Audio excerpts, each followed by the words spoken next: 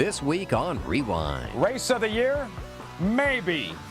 Wouldn't call it a vacation because we work hard, but we play hard too, and it's so great to be here, and the fans are tremendous up here, and we get great crowds, and for me, there's no better time on earth than right now. Air Support Band Casino hosts three-way thriller. It's Air Support. I just want to make sure that I saved some for the end, and she responded for everything I wanted to do with her. We're not discounting the other horses that are in there either. This is close. All of the momentum is Cambina, but she barely got there if she did.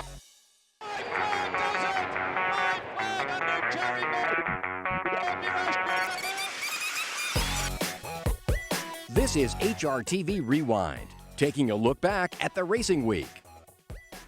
Delaware handicap. Yeah, right. I mean, Havre de Grace, Right. Blind Luck, chances of a dead heat. Not very good, because Blind Luck's going to win by this much.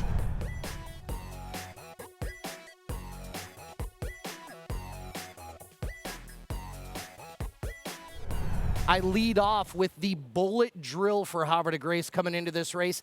It is the identical time of her bullet drill going into the Obeah. How's she coming into the race? Aaron, she's doing very well, and it looks like she's trying to make a habit out of these. We really don't set out to work her like that, but whenever we tell her it's okay you can finally put a little something into a work. This is just kind of what she does, but she's doing very well. And as I heard you mention, the weather here is cool. Her eyes are bright, her ears are up. She thinks it's cooled off good, and I think she's ready to go. Blind Luck, for the first time, will be receiving pounds from Havre de Grace, and so she's going to get a little benefit from there. Blind Luck is unbeaten at 1.25 miles. Actually, Life at 10 is won at 1.25 miles. So everyone is proven at that distance that they can do it, and I'm expecting a big showdown today. I like to be out where Garrett can make a decision on how he wants to go into that first turn, and being on the outside in a 5-horse field isn't as bad as being out there in 11 or 12, something like that. So I don't mind the post at all, and we're not discounting the other horses that are in there either. We think that if we're going to win, we have to beat 4 horses, not just 1 horse. But it is such a great rivalry, and the fact that you're both 4, you both have perfect in-the-money records. Neither of you have finished beyond third, with basically half or more than half of your starts in the winner's circle. Is this exciting to you that people are billing it as this rivalry, almost a match race? You've been involved with some really nice horses in rivalries in past years. Is this an exciting thing for you? Well, I think it's exciting for everybody, and if the fans, which support all of this, like it, then I like it too. And we have the utmost respect for Larry Jones and his filly, and I suspect that he respects us too. So, we're looking forward to it, and we think we have a chance, or we wouldn't have shipped in there. It's not going to be easy, but not an impossible task either. How does it feel for you to be going against a horse of this caliber like Blind Luck? Well, we assumed all along that we were going to meet, this year sooner or later, and we met once in Oak Lawn, and I thought this was a race that Blind Luck might come to, but we're looking forward to, having a big shoot at it, and hopefully Havre de Grace can prevail.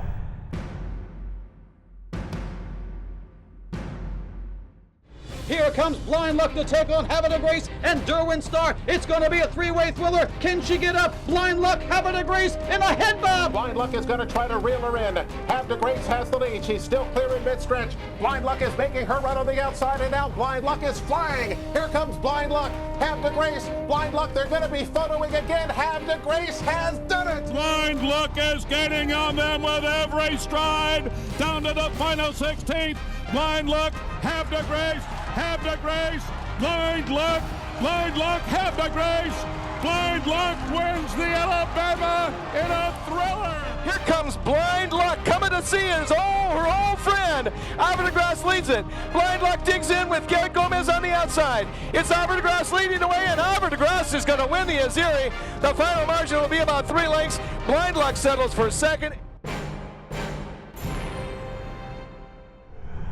Hrtv Rewind and Blind Luck as they head for home. Hrtv Rewind is all out. Blind Luck is making a patented run, and these two fantastic fillies are going at it once again. Blind Luck on the outside. Hrtv Rewind is battling Gimli on the inside. What a great pair of fillies. Hrtv Rewind, Blind Luck, right to the wire, just like the Oaks last year. Who's going to get the nod? Oh, maybe Blind Luck did it again. Hrtv Rewind, what a great pair of fillies and a great race. Race of the year? Maybe. Blind Luck, Havre de Grace separated by inches in a thrilling edition of the Grade 2 Delaware Handicap. Sometimes races don't live up to their billing. This one more than we could possibly imagine. What a fantastic race, and I want to get it out of it right now. You're going to hear about those 2 pounds, right?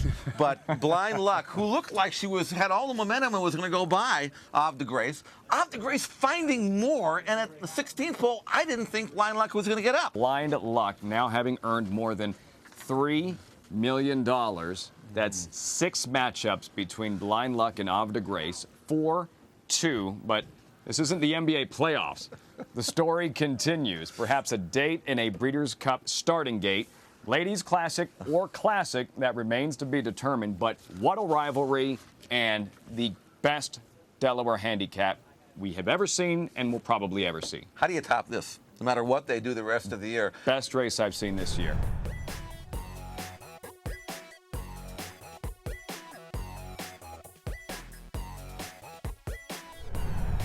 Gomez on the inside with Mikoshi. Dominguez and Mr. Ryder on the outside. These two now. Here comes Bim Bam trying to kick it in. It's Mr. Ryder, Ramon Dominguez trying to hold off Bim Bam on the outside. Mr. Ryder, Dominguez, Bim Bam is coming on, but Mr. Ryder, Ramon Dominguez wins it by half a head. Bim Bam second, Mikoshi third. Almadioro trying to hold on. Trying to come back, Nacho Friend, not a ball toward the inside. In the juices, making a run for Wesley Ho on the outside. Almadioro and Dominguez trying to fend off in the juice, and Wesley Ho, it's going to be a tight one down to the wire. Oh, baby, maybe Almadioro. It is a tight photo. In the juice was also right there. Photos across the board. Coming up on HRTV Rewind. Great Carter racing here this Saturday. Biggest day in horse racing for Virginia for the year by far. The horse that won the race last year is coming back, AU Minor, and then acquitted himself very well in the Breeders' Cup Marathon when he ran in that last year. You're watching HRTV Rewind.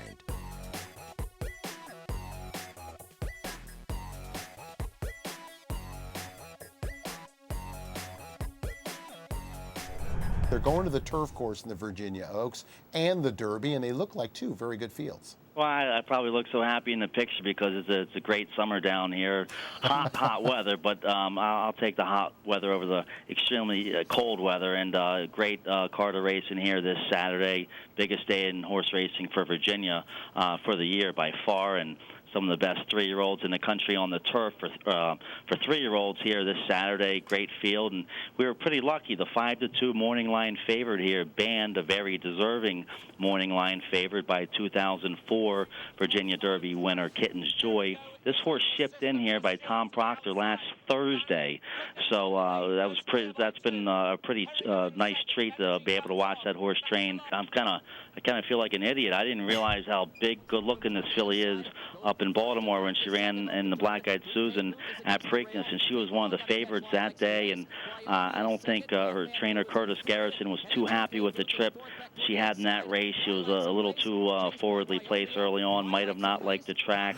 But they've gotten her out of that race and gotten her back up to her best self, and she's looked awesome. She shipped in actually last Wednesday here to Colonial Downs, and I've been able to watch her train out there every morning since last Thursday morning, and she's huge.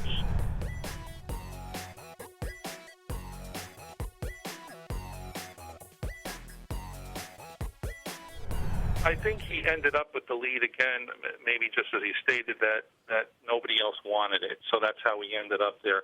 I think his favorite thing probably is to just sit right off it a little bit and stalk. He seems like the horse he just wants to kind of kind of get his stride early on in a race, and then he'll have a very good finish. But he's got an extremely quick turn of foot. We watched him work a few times in Florida where he would get his last quarter pretty fast, going around the dogs in 23 and change. And in fact, his last breeze at Belmont, he went his last quarter around the dogs in 22.73. I think the clockers had him. So he finishes strong, the horse, for sure. And like quite a few other horses in this race, in fact, like every other horse in this race, nobody's run a mile and a quarter yet. But pedigree-wise, it's there for us. So we'll just have to see how that goes.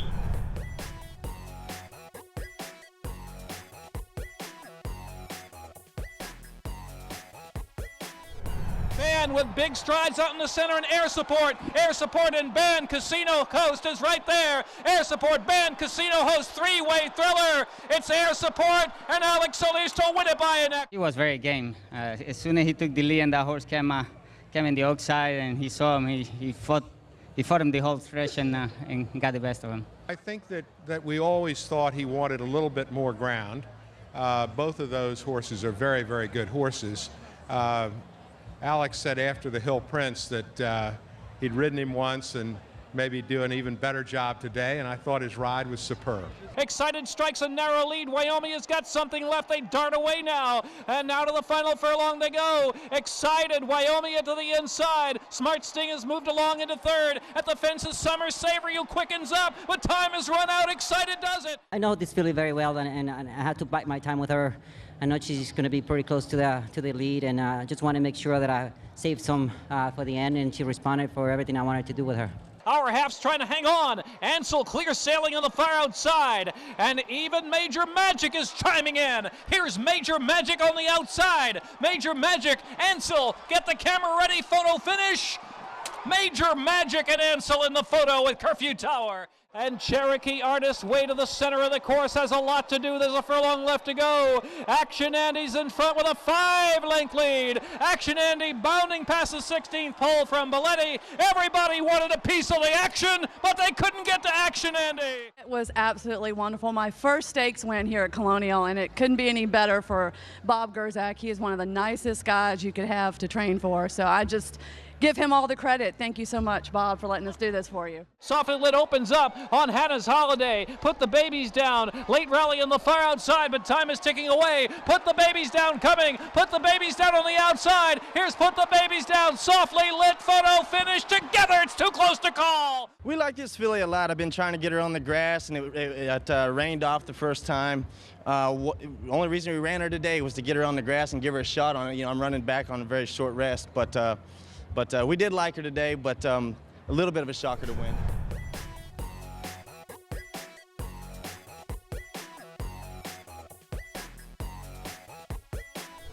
Final 16th, Busy Caroline, Star Billing, Cambina splits horses, Nerid, Cambina trying to get her, Nerid, Cambina! This is close. All of the momentum is Cambina, but she barely got there. If she did, it is a very close photo with Nerid in a thriller in the American Oaks. Panda is second to the outside, Ultra Blend, 3 from the front, Irish Gypsy inside the final 16th with a 2-length lead. Ultra Blend trying to gun her down. Here comes the Calbred, Ultra Blend, Irish Gypsy, Ultra Blend gonna be close right together. We might have 2 dead heats and 2 graded stakes.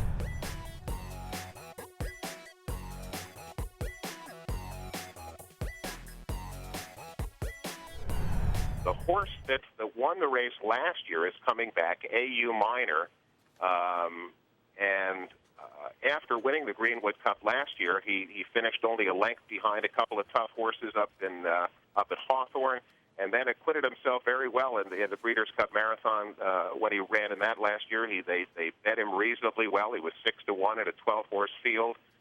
He had trouble. If you remember, that was the race, the marathon race last year at the Breeders' Cup was the race that produced the fight afterwards. But I think, and he has one start back, to begin his campaign for this year. With the way the pace scenario sits, I think he could be a very dangerous horse tomorrow.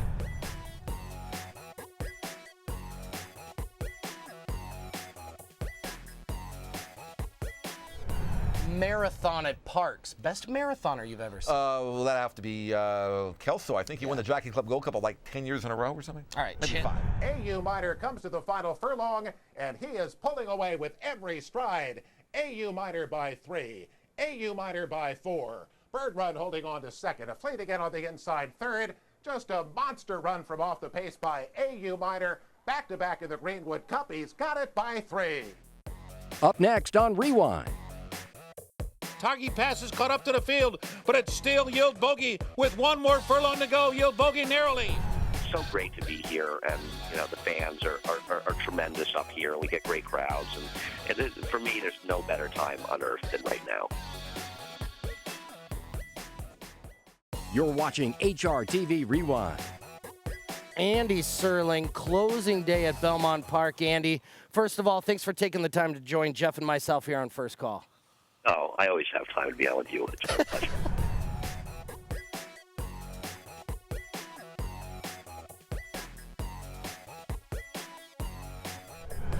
Well, I was pretty comfortable with his fitness for the 3/4 going into the last race. But for a horse to run like that off the layoff is just, you got to bring him over there and see it. Because he had run pretty good off a layoff before. There's a chance, since it was his first turf race, that he'll go forward off his last race. And if he does, that would sure be exciting. Extremely impressive run there on June 23rd. In a race that really doesn't appear to have a lead type, will you be at all surprised if you find yourself on the lead? Yeah, we could be. I know if you handicap it for speed, it's a little tough to figure out what's going to go on. I think there's a lot of people in here who would like to lay second or third, including me. But if we end up on the lead, that's not the worst thing either. Right one is starting to kick in now. Toggy passes caught up to the field, but it's still Yield Bogey with one more furlong to go. Yield Bogey narrowly. On the far outside, right one is coming hard late, and Evolutionist and Radiohead coming down to the finish. Yield Bogey and right one. It'll be down to those two, and it is dead tight at the wire. Looked like right one just did get there. Very, very close in the Jiper. Bankers by in front. Cody Samora now wilting in second, and another 4 back to go. Unbridled, who's third, down to the final 16th, and it is Bankers by, and Johnny Velasquez down to the line to win it by 2. Pacemaking Cody Samora holds second and Go Unbridled third.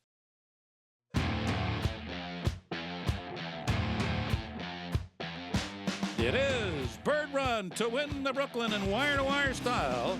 Dominus in front, and Dominus does it. Dominus in the Dwyer, a wire-to-wire win. CS Silk drifting out, but still in front. Fantasia makes a brave run from last, but not enough to get to CS Silk. Jax in the deck comes away with the lead. Jax in the deck is an upset winner in the Futurity. Gio Ponte, not today. The day belongs to Ireland and Cape Blanco. Coming down to the finish, and it's a million reasons why. Tisway by 4 as they come down to the line. Tisway takes the Met Mile with style. Buster's ready, bounding away as they come down to the line to win the Mother Goose. It will be a photo finish that goes to Giants Play, brilliantly ridden here. Awesome indeed.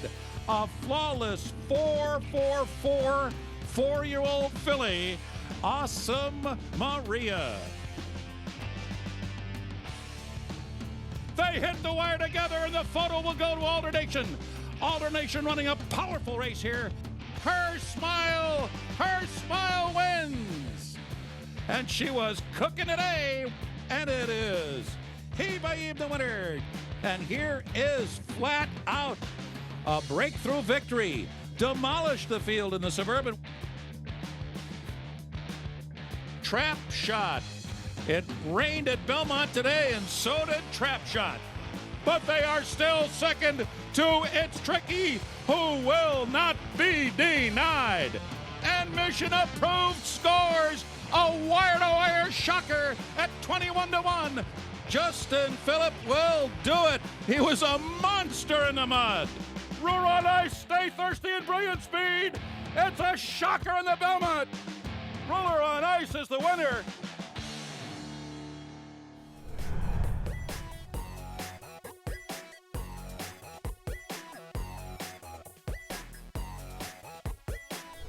wouldn't call it a vacation because we work hard, but we play hard too, and it's so great to be here, and the fans are tremendous up here, and we get great crowds, and for me, there's no better time on earth than right now. It's just so much different than your average New York meet, or the meets, I should say, just the rest of the year, because you get an enormous amount of shippers coming in. You have a lot of outfits that come in from Kentucky. And you also have shippers, people that come in from whether it's New England or even Finger Lakes, but mostly it's Kentucky, I would say, and even Florida. So you're not looking at the same horse population you look at the whole year. One stakes race every race day that they run. Andy Serling, we're going to be looking for you all summer long as far as assistance during the Saratoga meet, and we've got a list of the stakes races, at least the graded stakes races, on our screen. It doesn't get much better than that as far as the quality of racing, does it? No, it's incredible, the stakes we run. And this year, it's interesting about the 3-year-old crop this year. I mean, I don't think anybody has any great illusions. The 3-year-old colts we saw in the Triple Crown are anything remarkable. But if you get past that group, the other groups are very, very strong. I mean, the turf divisions, you look at that Colonial Derby, Virginia Derby they ran yesterday. The 3-year-old turf horses are tremendous. The 3-year-old turf fillies. And we have a race shaping up, I think, a week from Wednesday, the Lake George, I guess, first of our 2 3-year-old filly stakes, where you're looking to have Summer Soiree. Obvious Winter Memories is supposed to be in that race. I don't know that More Than Ready is the winner, or is it More Than Real, the horse that won the Breeders' Cup on the turf last year with Ascot. I'm not sure she'll be ready, but there are some other horses. Shug has a horse that's been very, very good. They won a couple of races. So that division's good. The 3-year-old sprinters, the stake races are going to be incredible this year.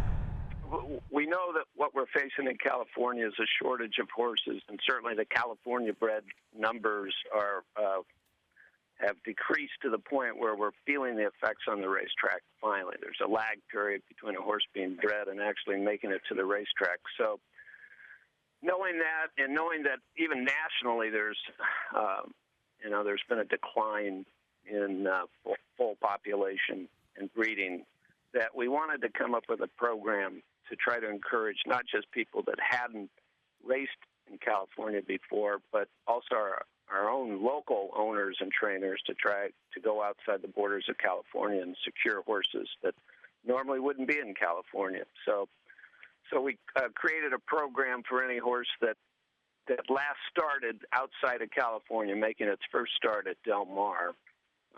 We would pay the owner of that horse $1,000 in any race, whether it's a stakes race or just an overnight race. In addition to that, and this is where the stakes race part would be excluded, also in that first start at Del Mar, in an overnight race, that horse would get a bump on any purse earnings out of the race, an additional 20%. That's all for Rewind this week. Here's a look at what's coming up next week on HRTV.